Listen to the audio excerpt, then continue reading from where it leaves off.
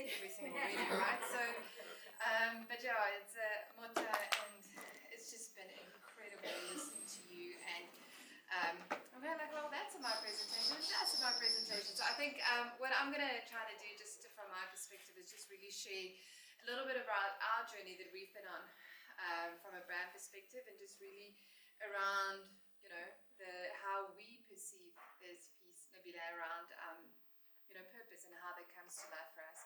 So I quoted Deloitte in my presentation. I took it out because like Deloitte's in the room, right? So, but I think if you want to go read up on any part of this, I think a big part of the purpose research work, and her and I were chatting a little bit earlier, there's some incredible business cases coming out for the subject matter at the moment that not only lands why we're here, but also how we can leave the world in a better place. So, hi, I'm Andra. It's amazing to be here with all of you tonight, and just really, I think, share part of my heart and part of my passion, and just a sincere belief in the impact. There we go. The impact that we can make as a society and as a mankind. So I cannot talk about purpose if I don't talk about my purpose. This is my family. My husband, for my sins, I married a former pro golfer. It was an interesting marriage, being in cricket, marrying a golfer, and I've got zero sports skills. So I do think I made up for that through career choices and life choices. So, and we have the privilege of being parents to these beautiful two girls. Inek is 8 years old, Bea is 4 years old at the moment. They both have incredibly strong personalities and great leadership skills, and we're really praying that they become leaders of companies and not of gangs at some point in time. So, but it can still go either way. So, but it is just like, so whenever I, what I measure, what I do on a day-to-day basis, I go, what world do I want them to grow up in? What do I want their reality to be when they, step into the world? What opportunities do I want to be available for them? Okay. So, talking about purpose, I think the irony of it is, and Nabila spoke about it a little bit, is just like purpose is actually the reason why something exists, right? It's why it was created, why it was started, the whole reason why it's here. But what's happening in society is that we almost have a purpose 2.0. And that basically is around like not just how can I fulfill the reason for me being here, but at the same time, how can I leave the world in a better space in the like of it? And we heard from the youth. I'll talk about that a little bit more, just like what consumers are talking about. And I think the pandemic was a big moral and ethical reset for a lot of people, impacting how we make decisions, who we choose to spend our times with. Some people just decided to never spend time together again after COVID. But I think the reality is that, it has fundamentally accelerated and shifted the way the world makes decisions. So as we go through this, we have to acknowledge the way the world used to, and I think still sees big business. There's this big business sentiment where you use all of the natural resources, all of the stuff in the world. And Nabila had that beautiful quote up here that spoke to exactly this, where it's profit at all cost. Doesn't matter what we leave in our wake. It doesn't matter what the impact or the damage of it is. It was just profit at all cost. But that has shifted. So for us to be relevant in this environment, not only do we have to be better for goodness sake, but at the same time also be better for consumers to actually believe and shift this perception that exists around business. So what we fundamentally believe as a business is that business cannot succeed in societies that fail. As South Africans, we are because of the people of South Africa as KFC. We cannot be stronger than the communities that we operate in.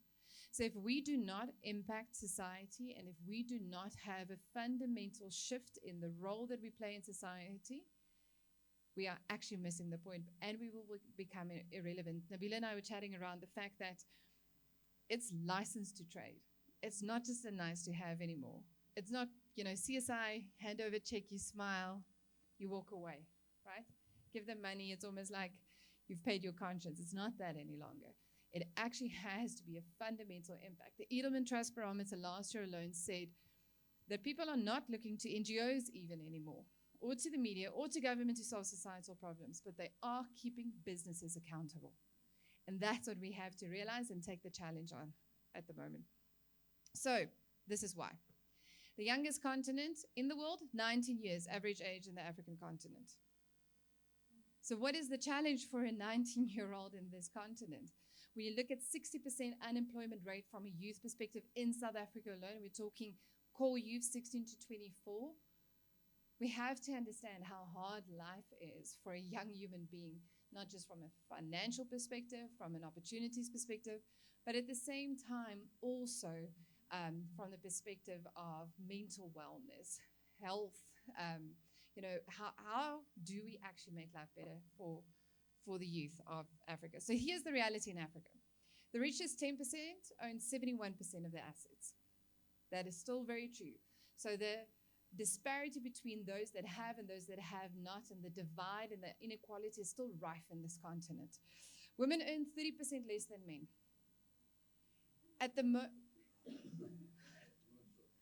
What you're seeing is that we do not have, while women are 60% of the population, less than 50% of the economically active population in the country is made up of women. Women are not accessing the economy. When you talk about the amount of single mother household run households, single mother run households, the reality of it is that they're not able to access the economy. Education inequality. If you take the difference, and we see it often with our scholarship program, when you go from a public school to an IEB school, the standards are so vast that our children are actually struggling to bridge that gap. And more than half of the population in South Africa live below the poverty line. That's our reality. So you've got this poverty trap, and we call it a multi-generational poverty trap, where the youth are stuck because generation after generation starts off with low income. So what happens is, as a result of low income, you have low education, health, and opportunities, low human capital, low productivity, which then results in low income.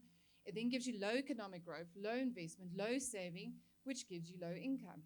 And generation after generation, our youth are stuck here because they don't have any opportunity to break out of that cycle.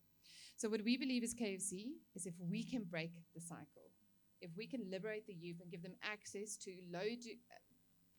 higher education, health, and opportunity to address the low opportunities they have at the moment, we can actually reset this and break the cycle of poverty in Africa. So the reality is there's the opportunity to do the right thing and drive good growth. I'm not going to belabor on this because I think my colleague said it far more eloquently than I can. But the big encouragement and the hope that I have in the society is that people are saying, I want to support brands that are making the world a better place, not just making me a better person. People are looking next door and going, I actually need other people to do well as well, for me to do well, for society to do well. And that's our biggest human insight. I think this makes me believe in mankind again, which is really great, but it's something that business is going to be held accountable for. So the one thing specifically around the youth is that they want to know the why around your brand just as much as they want to know the what. So ultimately, they want to know, how is your brand changing lives? What are you doing? And again, license to trade. It's not just a nice to have anymore. So how do we as a business unlock potential for growth and good? So we've got a great track record of growing 1,100 restaurants in South Africa. If anybody doesn't have a KFC around the corner, let me know. But the reality of it is that, you know, we are world-renowned for our unrivaled culture and talent, for, you know, the brands that we run, for the unmatched operating capability we have, and best restaurant development, in fact. But we've realized that we cannot continue that if we don't also take care of food, people, and planet. So ultimately, this has now been dubbed our recipe for good growth, and how we're going to drive our business forward, but also society forward, so that we all collectively win. But first, we need to deliver on our purpose, and my colleague actually spoke about this, and spoiler alert, is to serve the world's best fried chicken. That is why we exist, right? So as we go on this journey, what I am incredibly passionate about is that we cannot lose sight of this. Because without this, 40,000 people on this continent don't have a job. 40,000 households do not have an income. That is not even counting the suppliers, the communities, the economic development that happens as a result of our business. So this is what we need to do first and foremost and really well. So if you've seen the Taste Inspector ad, we're on that journey. People will do anything for the taste. But what we also need to do is we need to make sure and be an organization that people can rely on to do the right thing in the right way at all times for our suppliers and our planet, for our chicken and nutrition, and for our people and communities. And actually use that to drive our recipe for good growth as we go on this journey. So how are we feeding the potential of the future? So I'd like to chat through some of the initiatives that we have, and this is more or less where you go, Andra, but where does my 2 rand go? So don't stress, I'm here to tell you exactly what that is about. But as we feed the potential, we believe we've got an opportunity to change this reality that exists for the youth in Africa, right? So by feeding the potential of our people in our communities. So I'll start off with our flagship right here, but also like making sure that we create a pathway to skills and opportunities. So we also have this bold ambition, and we say there's nothing chicken about our bold ambition, to be the most inclusive brand on the continent. And we're going to do that by feeding people's potential, to make sure that they've got the food they need to reach their full potential, but at the same time, they've got access to skills and opportunities to drive their growth and make the most of the opportunities that are available to them as well. So some of the initiatives that we have launched and are really garnering our business behind is things like Women on the Move or Female Leadership Program, making sure that women have got a seat at the table, but also Kentucky Fried Pride, making sure that regardless of your sexual identity, you feel like you've got a sense of belonging at KFC. So how do we do that? So firstly, from a pathway to skills and opportunities. So we are very excited that the Streetwise Academy will soon to be launched, meaning that everybody in our restaurant will get the access to getting a qualification, accredited qualification, NQF-rated qualification, so that they also empower themselves and their families as a result of that. Thank you. We've also got a scholarship program that we have been running for the past 3 years. We're in our third year. It's our youngest program. It's the baby. Sorry, it's at the bottom here. But we believe that there are really high potential kids in our restaurants who don't have access to quality education purely because of an income, household income. So if you work at KFC or in KFC, my kids can't get access to this, by the way. If you work at KFC, your kids, and you've got a high potential child, have got access to a Kiro scholarship that allows them to have all of the tools they need to be a part of this. Thank you. And then mini cricket. So how many of you played mini cricket as kids, or know what this is, right? Look at the girls putting up their hands. I'm very proud. So mini cricket is a program we've been partnering with for the last 15 years, but it actually has existed for 40 years and delivered the likes of Makai and Tini and 11 of the 15 Proteas players that played in the World Cup. So we're incredibly proud of that. But what we also believe is that mini cricket by design gives kids, regardless of their background, access to equal opportunities. So whether you come from Alexandra or you come from Sandton, when you step onto that field, you've got an equal opportunity to bat, bowl, field, regardless of your race, your gender, or where you come from. And no kid has got that. So we're incredibly excited to see how that program grows. But then we've been doing Ad Hope for the past 15 years and asking people to give us their 2 rand for the past 15 years. But 2022 really was the year of finger-licking hope. So 15 years down the line, you kind of go, how do you keep this alive and keep it going? I'm happy to say that in June this year, Ad Hope grew by 80% from a 2 rand donation perspective. Last year alone, we collected 63 million rand in 2 rands, 1 2 rand at a time, and added to KFC's donation, that actually resulted in 107 million rand last year. So what that translates into is 33 million meals for kids in need. So we believe that every child should have the nutrition they need to learn, grow, and thrive, and not worry about where their next meal is coming from. This is what your 2 rands are doing, and small change really is making big change. So as we go across this journey of serving all of the meals to the children, we know that the the job is far from done. You saw some of the hunger stats that Mota shared a little bit earlier. And I think the reality of it is that as long as there are kids in this country that go hungry, we will be adding hope as a business, and we will continue on that. But we know that we've got a job to do from a planet perspective as well. And we started off with this bold campaign in 2019, removing 6 million straws a year out of our system, becoming the first QSR to do so.